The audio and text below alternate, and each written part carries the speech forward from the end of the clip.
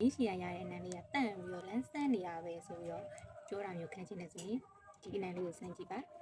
ဟုတ်ပါတယ်ဒါကလေ DNG ရဲ့ light blue ပါဒီကလက်တော့အမအခု3ဖြစ်နေတယ်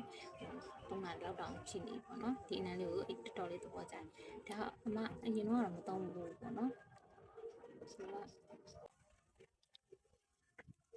ခုနန်လေးရရင်ပထမဆုံးတံမြာသီးကိုထဲကနေတချမ်းခွဲပြီးအေးညှစ်ပြီးထွက်လာတဲ့အနံမျိုးပေါ့နော်တံမြာရနံလေးမြင်ဆုံးရမယ်။ဒီမှာကပ်ပြီးလိုက်လာမှာလဲဆိုလို့ရှိရင်ဒီစပယ်ပန်းနံတင်းတင်းလေးကနေနောက်ကနေကပ်ပြီးလိုက်လာတဲ့ပုံစံမျိုးလေးပေါ့နော်။တော်တော်လေးအဆင်ပြေတယ်။ကြားလေးလည်းသုံးလို့အဆင်ပြေတယ်ပေါ့နော်။ဒါအမကတော့အမအနေနဲ့ယူနီဆက်လို့တော့ပြောချင်တယ်။ကြားလေးလည်းသုံးလို့အဆင်ပြေပါတယ်။ VRD ရဲ့မနက်ခင်းလေးလို့ပြောချင်တယ်ပေါ့နော်။ VRD မနက်ခင်းစောစောမှာရင်းပေါက်ကလေးကိုဖွင့်လိုက်ပြီးတော့ဝင်လာတဲ့ဒီလေးတွေကိုငါတို့ကတော်အားကြီးရှူလိုက်ရပြီးပုံစံလေးပေါ့နော်မနက်ခင်းအေးအေးလေးမှာပေါ့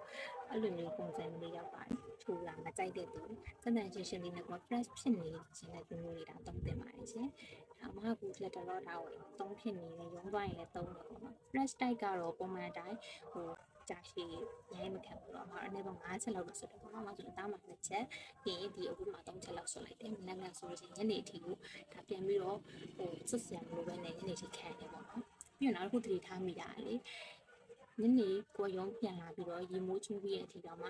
ကိုယ်ခန္ဓာကကိုယ်တင်းနဲ့ထွက်လာပြီးပုံစံမျိုးဒီအနံလေးကတင်းလေးကြံနေခဲ့တာမှတွေ့ရတယ်ပေါ့နော် fresh ကြိုက်တယ်လို့ဆိုလို့ရှိရင်ဒီအလေးကိုသုံးကြည့်တဲ့နေရာလေး